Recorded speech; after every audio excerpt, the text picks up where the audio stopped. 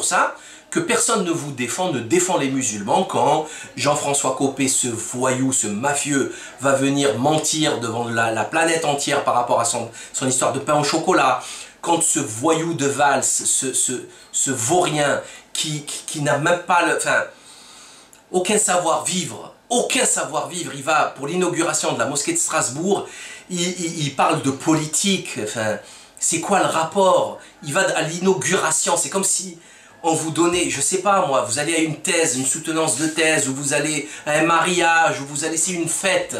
Ce type, c'est un moment de fête. Le type, il est tense, il leur ordonne de l'applaudir. Et c'est béni, oui, c'est grelots, ils applaudissent. Vous pouvez applaudir maintenant, ils ont applaudi, direct. Les prédicateurs de haine, les partisans de l'obscurantisme, les intégristes, ceux qui veulent s'en prendre à nos valeurs et à nos institutions, ceux qui nient les droits des femmes, ceux-là n'ont pas leur place dans la République. Ceux qui sont sur notre territoire pour défier nos lois, pour s'en prendre aux fondements de notre société, n'ont pas à y rester. Leurs attaques trouveront toujours sur leur route une réponse ferme et déterminée. Et la République sera intransigeante avec ceux qui entendent la contester. Et je n'hésiterai pas à faire expulser ceux qui se réclament de l'islam et représentent une menace grave pour l'ordre public et qui, étrangers dans notre pays, ne respectent pas nos lois et nos valeurs. Je n'accepterai pas les comportements, des salafistes et autres groupes qui défient la République. Ça n'est pas cela, l'islam de France. Vous pouvez applaudir aussi, mesdames et messieurs. La République... On les insulte quotidiennement avec l'histoire de la viande halal. Alors que la viande non halal, c'est la pire des viandes au monde. Ils ne respectent rien. Les poules, tellement elles grossissent trop vite avec les hormones et les antibiotiques que leurs pattes se cassent sous leur poids. Ils électrocutent les vaches pour les faire avancer, ils les prennent par une patte, ils les jettent. Il y a une souffrance animale phénoménale. Et ils osent critiquer le rituel de l'abattage halal. Bien sûr, chose qu'ils ne feront jamais pour l'abattage kasher. Parce que là, il y a les Lubavitch qui viennent, ils tapent, ils fracassent des crânes avec leurs cannes. C'est comme ça, c'est eux les patrons. Donc c'est comme le voile, c'est pareil, on nous bassine avec le voile, ils ont remis une couche, Valls a remis une couche. Vous avez Snowden d'un côté qui explique que l'État français est corrompu et impliqué dans l'écoute tout azimut, l'écoute mondiale de la planète, quoi, de 6 milliards d'individus. Il demande l'asile politique, non, on donne l'asile politique aux Femen, oui, une catin ukrainienne. Par contre, derrière le voile dans les universités, c'est pas bien. C'est comme ça va être maintenant un sujet de société. Le voile, l'identité nationale, etc. La frumka des Lubavitch, non. Ça, non. On ne peut pas remettre en cause ça. Parce que c'est pourtant le même voile, hein, c'est exactement la même chose. Hein. C'est quand même hallucinant. Et malgré ça, il n'y a personne qui vous défend. Pas même les consulats. Les consulats de vos pays respectifs, il n'y en a pas un qui vous défend. Rien. C'est spectaculaire. Spectaculaire. Ils sont quoi? Pendant ces propos qui ont duré des mois, ils ont tous creusé une tombe. Ils se sont cachés. C'est des vampires. Qu'est-ce qui se passe? Donc là, il y a quelque chose qui cloche. Non? Non, vous trouvez pas? Donc venons pour finir à Tariq Ramadan, dont j'ai quelques révélations assez fracassantes à vous faire. Alors s'il vous plaît, les groupies, là, les fans, là, les pom-pom girls, s'il vous plaît, allez voir ailleurs si j'y suis. Je vous veux ni du mal et peut-être même pas du bien. Laissez-moi tranquille, je vous laisse tranquille. Moi j'ai des choses à dire, j'ai des preuves, j'ai amené des preuves, j'ai travaillé, hein. Laissez les gens sérieux travailler et après chacun fait son choix. Si vous avez une capacité intellectuelle de discernement et de raison et de discussion sans violence, sans rien, il n'y a pas de problème. Sinon, passez votre chemin. Donc Tariq Ramadan, pour moi, c'est une fumisterie intellectuelle. Pourquoi? Parce que déjà, je l'ai déjà dit, hein, je vais le redire quand même, mais je l'ai déjà dit, c'est un anti-conspirationniste, pour lui il n'y a pas de complot. Ce qui est très curieux puisque son frère, Hani Ramadan, est pour cette vision du complot. Donc on a l'impression qu'on a le bon flic et le mauvais flic, vous savez. C'est-à-dire le mauvais flic qui vient et vous met des gifles pour vous faire peur, après il y a le bon flic qui vient négocier. Bref, donc il est anti-conspirationniste. Pour lui, Al-Qaïda c'est Al-Qaïda, il n'y a pas de complot, il n'y a jamais eu de complot, très bien. Donc il est donc contre le Coran. Hein. Dans le Coran c'est écrit que les alliés de Satan complotent, mais lui non, pour lui il n'y a pas de complot. Donc je lui ai déjà posé cette question, il n'a pas estimé nécessaire de répondre. Pourquoi pas, c'est son droit, mais alors là qu'il en profite pour la fermer sur ces questions, parce qu'il est incompétent. Il a été conseiller de Tony Blair, criminel de guerre, qui a été jugé en Malaisie pour crime contre l'humanité. Je vous rappelle que c'est imprescriptible. Donc, crime contre l'humanité, 1 million d'Irakiens. Tony Blair a menti, il a tué même ses propres concitoyens pour lui permettre de faire sa guerre, soutenir l'Amérique dans sa guerre en Irak. Donc, il est complice d'un criminel de guerre. Hein. Je ne vois pas comment on pourrait conseiller un criminel de guerre. Il travaille avec le Qatar. On sait qui est le Qatar, ce sont des sabbataïstes, d'une lignée sabbataïste, ce sont des faux musulmans, hein, c'est des dégénérés, c'est une secte juive extrêmement dangereuse, qui achètent des clubs de foot à plusieurs centaines de millions d'euros, des joueurs de foot et qui laissent leurs co-religionnaires crever de faim. Qui viennent partouzer à Monaco sur la côte d'Azur, adeptes des call girls, de l'alcool, de la drogue, etc. Vous avez vu, c'est la même racaille que l'Arabie Saoudite, hein, le petit-neveu de l'Arabie Saoudite qui s'est retrouvé qui est en prison en Angleterre, qui a tué son amant, son serviteur et amant, etc. J'en ai déjà parlé. Bref. Donc pour moi c'est extrêmement grave, hein. Travailler avec le Qatar pour moi c'est extrêmement dangereux, et notamment avec El-Qaradawi. Je rappelle qu'il a ouvert le CIL, c'est le centre islamique sur l'éthique islamique, etc., au Qatar, où il y a la plus grande base militaire américaine de la région, hein. Donc le Qatar et les alliés, ce sont les alliés et l'allié du grand Satan, de l'Amérique. C'est les plus grands criminels de guerre. On vient de prouver qu'ils mettaient sur écoute toute la planète. Il n'y a personne qui s'en offusque, ça arrange tout le monde. Tous les démocrates français, il n'y a personne qui s'est choqué, il n'y a personne qui a dit stop, non, rien, on continue. C'est l'Amérique, ils vont nous sauver du péril islamiste. Qui va nous sauver du péril yankee?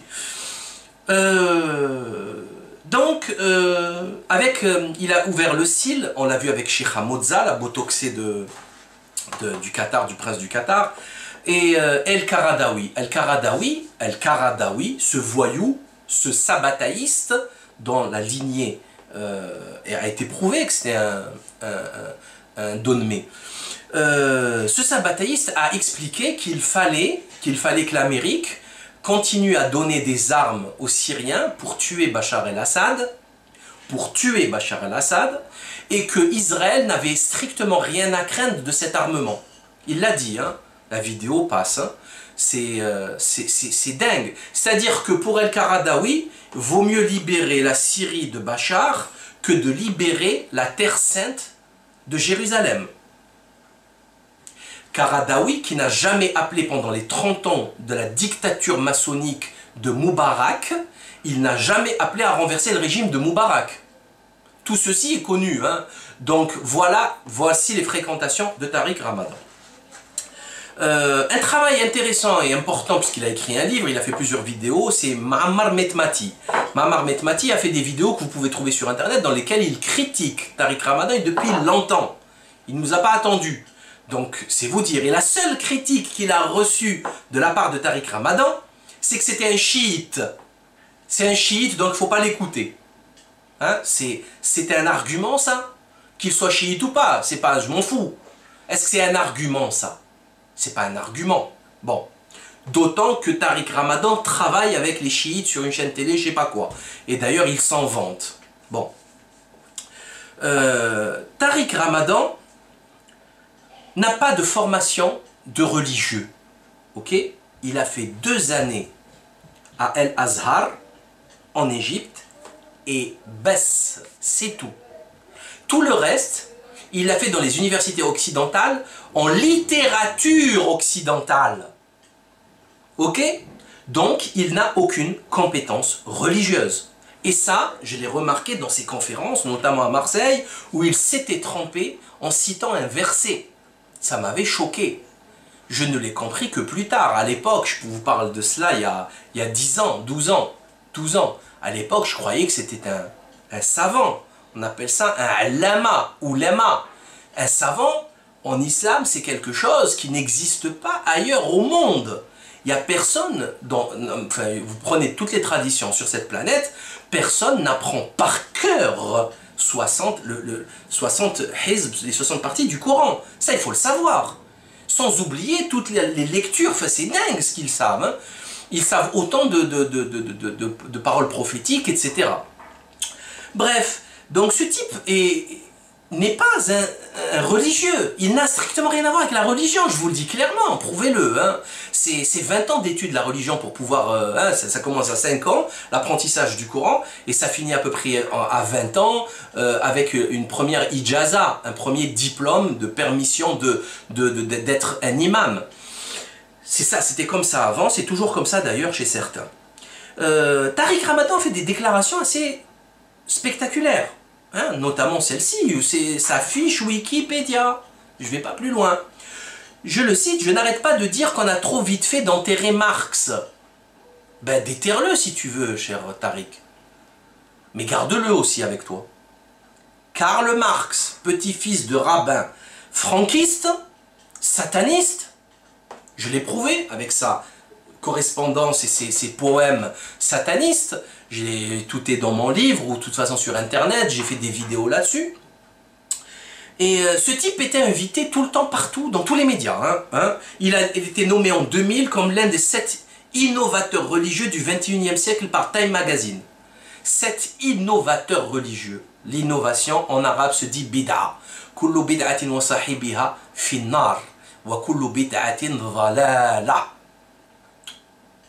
Toute innovation est un péché, est un égarement, et toute innovation est son auteur au feu, dans la géhenne. Voilà ce que veut dire ce verset.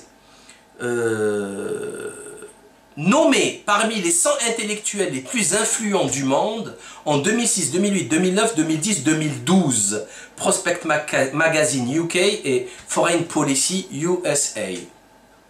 Nommé parmi les 100 intellectuels les plus influents au monde. Donc, vous croyez que l'Occident dégénéré babylonien va promouvoir un musulman? C'est ça la blague. C'est une blague. Hein? L'Occident, quand il veut vous effacer de la mémoire collective, il vous interdit de passage télé, radio, journaux pour la fin de vos jours. L'exemple type, 2 exemples. Dieudonné Mbalambala, Robert Faurisson. Celui qui prend le courage de les faire passer, il mange de la pierre le restant de ses jours. C'est fini. Le pain, la viande, c'est fini. D'accord? Il se fera fusiller. Il ne retrouvera plus jamais de travail. C'est fini, à vie, ad vitam aeternam. Tariq Ramadan est issu de la mouvance des frères musulmans, qu'on le veuille ou non. Hein? On ne va pas me dire qu'il n'est pas frère musulman, c'est pas possible. Puisque son père, son grand-père était frère musulman, et je dirais même créateur. Hassan al-Banna, c'est lui l'initiateur de ce mouvement dès le départ. Vous voyez donc dans les images les similitudes physiques de ces personnages, notamment le grand-père, le père et les 2 fils, Hani Ramadan et Tariq Ramadan. Vous avez aussi le logo des frères musulmans, Al-Ikhwan al-Muslimoun, avec les 2 sabres, le Coran, et en dessous c'est écrit Wa a'iddu, et préparez-vous, qui vient d'un verset qui incite les croyants à se préparer à la guerre, toujours défensivement, hein. C'est-à-dire préparer à une guerre offensive, se préparer pour la défense à une guerre offensive. Par contre, ils ne disent pas contre qui. Je signale que les frères musulmans pratiquent une cooptation exactement à la même image que la maçonnerie, exactement la même image, hein, c'est une cooptation, vous ramenez quelqu'un qui a à peu près les mêmes idées, et ils ont cette technique du bandeau et de la chambre du milieu dans laquelle on va faire comment on appelle ça, oath, un serment. On va faire un serment. Il y en a même qui utilisent un flingue. Donc, le fameux serment que ma gorge soit coupée si j'y manque. Donc c'est une mafia, hein. C'est la ndrangheta, c'est pareil. C'est une mafia. Donc c'est ça, Al-Ikhwan al-Muslimoun, les frères musulmans, c'est une petite secte. Alors ils s'appellent entre frères, exactement comme les francs-maçons s'appellent entre frères, sauf qu'en terre d'islam, dans la rue, on interpelle n'importe qui, un homme bien sûr, un homme, avec la parole, frère. Mon frère, s'il te plaît, est-ce que tu peux me dire l'heure? Khouya. Et la fille, elle va dire Urti, ma sœur. Tout simplement, c'est très simple. Hein. Tout le monde se dit ça. Et là, en fait, dans toute terre arabe, hein, arabe, et en kabyle, on va dire Egma. Et là, comme par hasard, il y a une seconde fraternité, il y a un deuxième niveau de fraternité dans la secte des frères musulmans. Je signale que, et c'est eux qui le disent, c'est pas moi, c'est Tariq Ramadan qui l'écrit dans son livre concernant son grand-père, que Hassan al-Banna a été énormément influencé par Jamal ad-Din al-Afghani et Mohamed Abdou, le disciple de Jamal ad-Din al-Afghani. Jamal ad-Din al-Afghani était un franc-maçon de la loge de Luxor. Il a vécu longtemps en France, où il a été initié à la franc-maçonnerie, il est retourné en Égypte, et ce n'est pas un Afghan comme son nom pourrait faire croire. Jamal ad-Din al-Afghani, afghan, ça veut dire qu'il vient d'Afghanistan, n'est pas un Afghan, c'était un Iranien.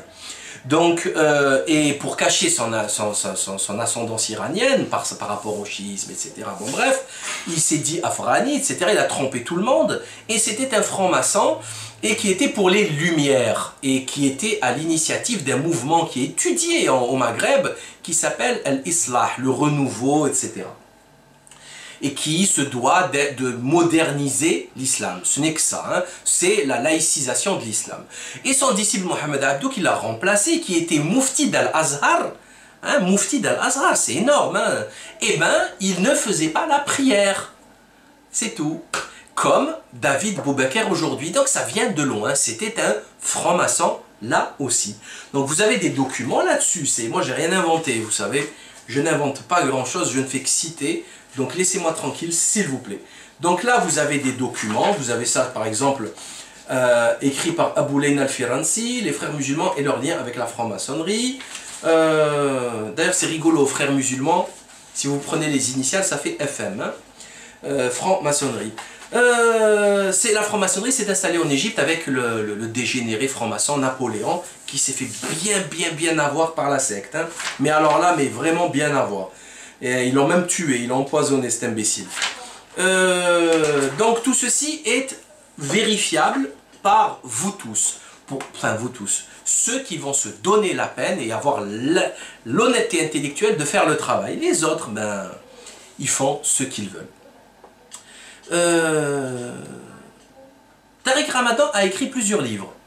Plusieurs livres dans Islam, la réforme radicale, 2008. Islam, la réforme radicale. Islam, la réforme radicale. Ça ne vous rappelle rien. La réforme. Jamal ad-Din Afghani, la franc-maçonnerie, le catholicisme dégénéré, dévoyé, etc.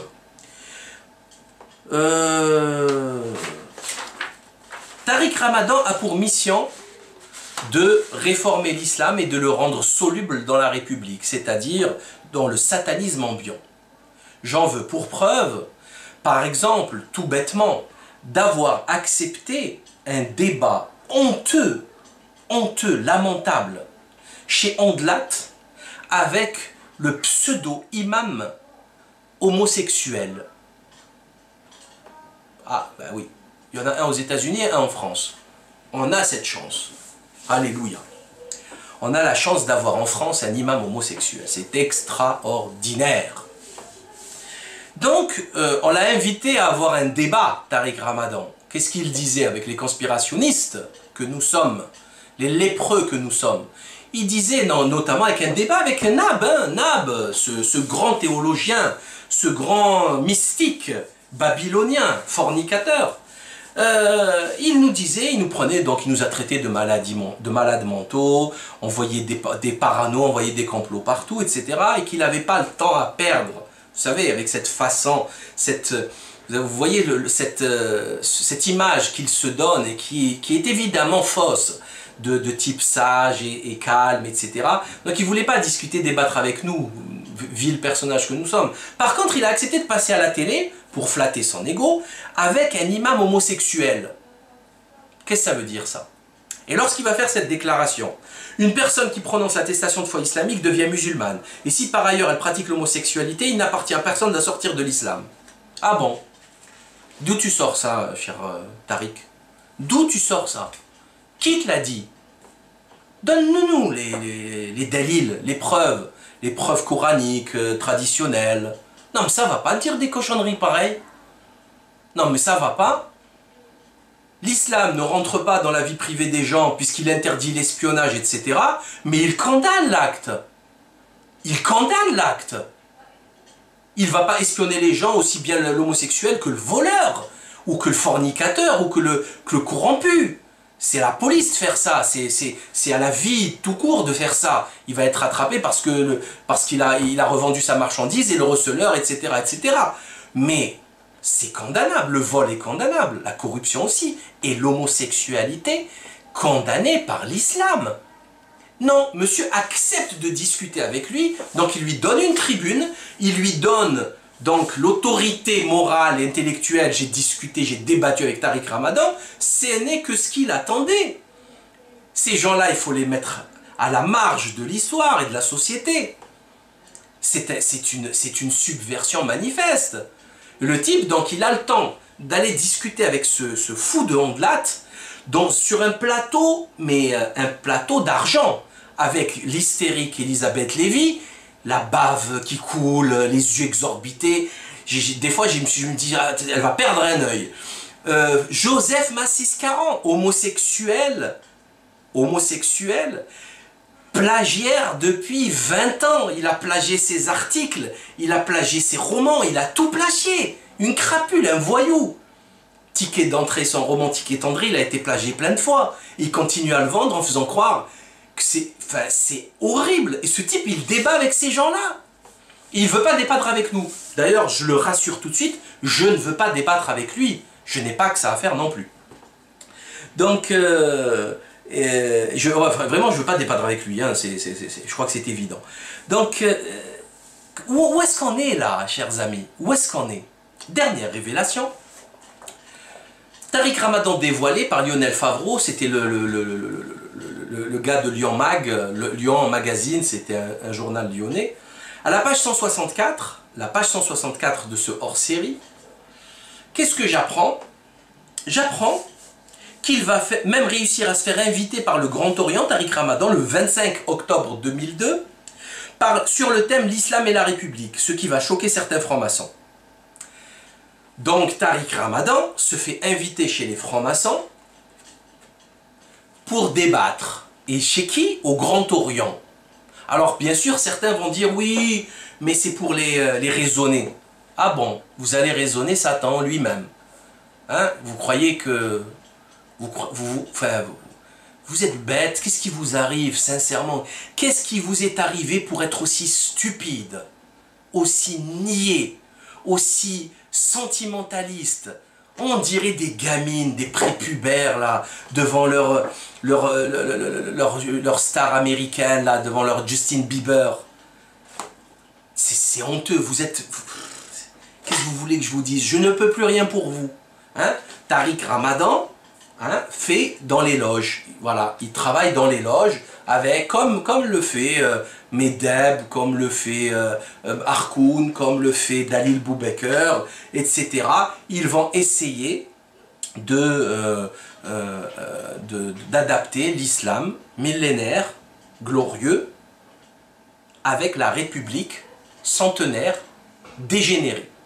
Voilà, on va nous expliquer qu'il faut voter, que c'est la démocratie. Bien sûr, personne n'a lu la note sur la suppression générale des partis politiques de Simone Veil pour vous expliquer que la démocratie était une fumisterie. Personne n'a lu ça. Hein. Ça, il n'y a personne qui lit, personne, tout le monde s'en fout. Hein. Alors ils sont tous entre eux, ils se font des bisous. Vous allez voir Dalil Boubaker avec l'ancien rabbin, l'escroc là, le faux agrégé de lettres, où ils se font des bisous. Vous avez, c'est horrible, mais c'est horrible.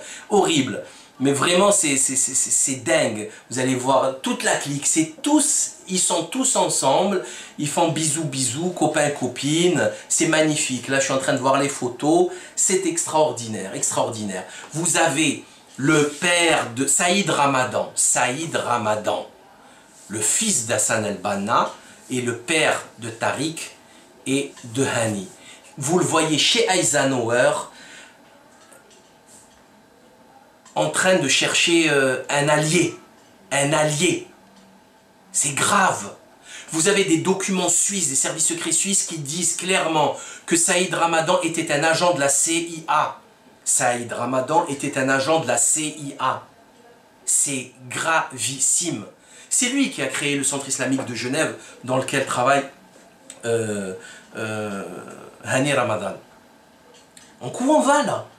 C'est quoi le projet? Enfin, où on va? On est vraiment dans le cas de Tariq Ramadan. On le voit, hein, vous voyez les photos, c'est très parlant. C'est vraiment très parlant. C'est le culte de la personnalité. Il est là avec ses photos, il est comme ça. Hein? C'est le téléévangélisme. Alors, je vais vous donner quelques conseils très importants, très intéressants concernant les téléévangélistes américains, les WASP américains, notamment les Jimmy Swaggart et compagnie. Ils ont tous été impliqués dans des scandales sexuels gigantesques. C'est des gens qui faisaient des émissions télé avec 10, 20, 50 millions de personnes, c'était des milliardaires, c'était des genres de petites sectes protestantes. Et ça pleurait, ça montrait que c'était bon, bref. Et les gars, à chaque fois, systématiquement, ils se faisaient attraper avec des prostituées, des transsexuels. Il y en a un, il s'est fait attraper en train d'acheter de la drogue à un homosexuel ou un transsexuel, etc.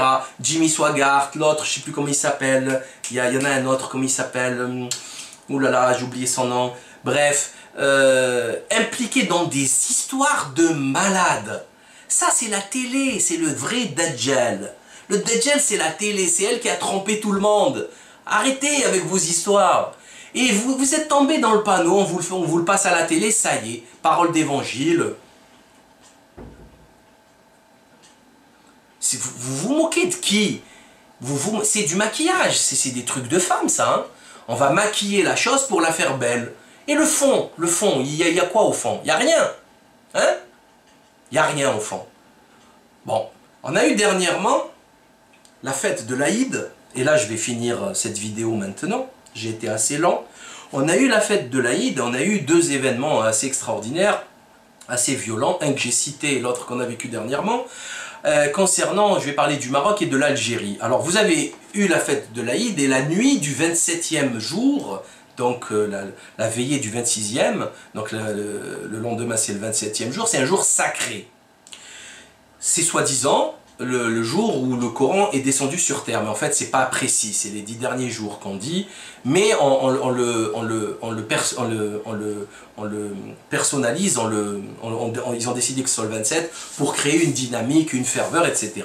Et vous avez eu dans les chaînes algériennes et marocaines en direct la prière de cette nuit-là, avec en Algérie, il n'y avait pas le président parce que je pense qu'il est en train de mourir là, mais bon, le président Bouteflika est entre la vie et la mort, mais tout le monde s'en fout, c'est pas grave, tant qu'il prend le pétrole du Sahara. Et il y a eu par contre Mohamed VI. Donc ils étaient là avec leur beau lumière, en train de présider, avec des remerciements de l'imam, etc. C'était extraordinaire. Donc Abdelmalek Sella, le premier ministre algérien, qui demandait aux 48 walis de France, préfets d'Algérie, pardon, les 48 walis préfets algériens, d'ouvrir les débits de boissons pour qu'il y ait plus d'amusement, que les jeunes s'amusent et qu'ils ne fassent pas de politique et pas de manifestation. Et au Maroc, vous aviez Mohamed VI qui a libéré un pédophile qui a violé 11 enfants de 4 ans à 15 ans, qui a pris 30 ans et qui s'est fait libérer sous la demande du roi Juan Carlos, un pédophile dégénéré. Donc, Mohamed VI, homosexuel de sa personne, tout le monde est au courant, tout le monde sait ça au Maroc, un dégénéré fini. Vous avez les témoignages des frères Bourrekat qui sont très très intéressants, mais vraiment extrêmement importants concernant le Marzen, le royaume marocain, et où vous comprenez que Mohamed VI n'est pas le fils de son père, que le Hassan II n'est pas le fils de son père, systématiquement c'est de l'adultère, et vous comprendrez que ce sont des sabbataïstes. C'est pour ça qu'on comprend maintenant pourquoi on a offert un bijou de diamant à Tzipi Livni. La reine marocaine a offert je ne sais plus comment elle s'appelle, a offert un bijou de diamant. Pourquoi? Ils ont donné une illustre récompense bidule, une breloque, au grand rabbin d'Israël, à un grand boss de l'AIPAC marocain, etc. Le Maroc est tenu par des sabbataïstes. Ça, on le sait depuis le XVIIe siècle. Rabat est truffé de sabbataïstes qui venaient de Hollande, d'Espagne, etc. On en a les traces, c'est cité dans les livres. Donc vous avez aujourd'hui des pays islamiques qui sont tenus par des fous furieux, des psychopathes, qui n'ont strictement rien à voir avec la religion, et le jour des prières, ils sont au premier rang. Au premier rang. On appelle ça le munafiqoun, les hypocrites. Et en premier lieu, vous avez des hypocrites, comme Tariq Ramadan. Ok? Voilà. Maintenant, que ça vous plaise ou non, ceci est la vérité. Si vous n'êtes pas capable de comprendre cette supercherie, cette subversion, eh bien, grand bien vous fasse.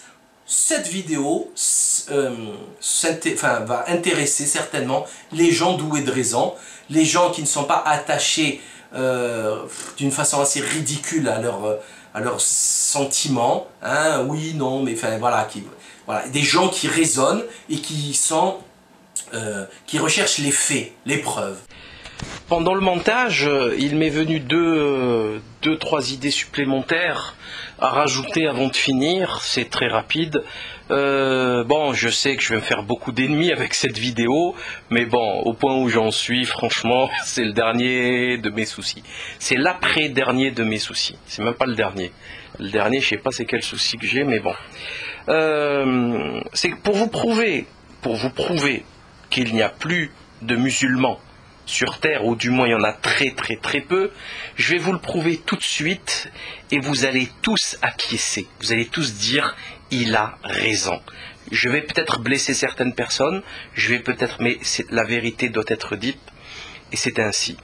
Les musulmans, quand ils ont des enfants, et là vous voyez où je veux en venir, eh ben, les enfants, c'est ce qu'il y a de plus important dans la vie d'un homme, hein, ou d'une femme. C'est ce qu'il y a de plus important, dans le sens où c'est la transmission de tout.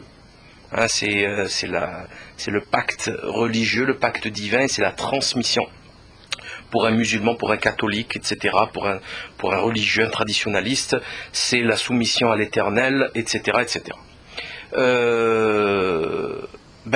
Les musulmans, aujourd'hui, ils ne donnent plus de noms musulmans à leurs enfants. Ils donnent des noms à la Melrose Place, à la Beverly Hills. Voilà, des noms pourris, mais qui n'ont aucune contenance, aucune densité, aucune histoire, rien. Voilà, c'est que des noms, mais vraiment de séries télé, à l'américaine. Ils s'habillent à l'américaine, ils mangent à l'américaine, ils parlent à l'américaine, ils écoutent de la musique américaine, ils bouffent du cinéma américain et ils donnent à leurs enfants des noms américains. Et vous me parlez d'islam, mais vous vous moquez de qui? Autre point, et là je vais vous apprendre certainement quelque chose, puisque personne n'en parle, mais vraiment personne, c'est la problématique des awqaf, du waqf, c'est-à-dire les biens islamiques donnés aux miséreux, etc., qui est une obligation, mais totale, religieuse, quant à la gestion sociale des orphelins, des miséreux, etc., etc. Donc ça n'existe pas. Donc il n'y a pas de communauté islamique tant que ça n'existe pas. Ok? C'est clair, net, précis, définitif. Il ne faut même pas en parler, quoi. Il faut se cacher le visage et rougir à en crever. Il n'y a que ça à faire. Tout le reste, c'est que du pipeau. Il y a quelqu'un qui en parle de ça? Vous avez entendu quelqu'un en parler? Personne, absolument personne. Parce que c'est comme la viande halal, il y a trop d'argent, il y a trop de fric là-dedans. Et ça pourrait être si vous voulez, c'est l'abbé Pierre, c'est Emmaüs, c'est la Croix Rouge, la Croix, enfin les grands organismes, les grandes fondations de bienfaisance. Donc il y a des gens qui vont donner leurs biens, parmi certains de leurs biens, s'ils ne veulent pas tout donner, à des œuvres, à cette œuvre caritative qui s'appelle le Waqf. W-A-Q-F ou K-F selon comment vous voulez l'écrire. Donc l'awqaf en arabe, c'est capital, c'est déterminant, ça fait partie de la vie en société, etc. Donc là, ça n'existe même pas et personne ne cherche à ce que ça existe. Alors il n'y a même pas de mosquée, alors je vous laisse imaginer les awqaf, ça n'a aucun sens. Donc je vais effectivement peut-être me faire des ennemis. Mais franchement, est-ce que vous croyez que j'ai besoin d'alliés comme ces dégénérés de peuples qui ne connaissent rien à leur histoire, rien à leur religion, rien à la politique, rien à l'économie, qu'ils restent dans leur médiocrité, à patauger dans leur médiocrité? Nous autres, ceux qui comprennent la réalité de ce monde, eh ben, c'est sur eux que reposera la responsabilité de changer ce désordre. Allez, je vous laisse et à très bientôt.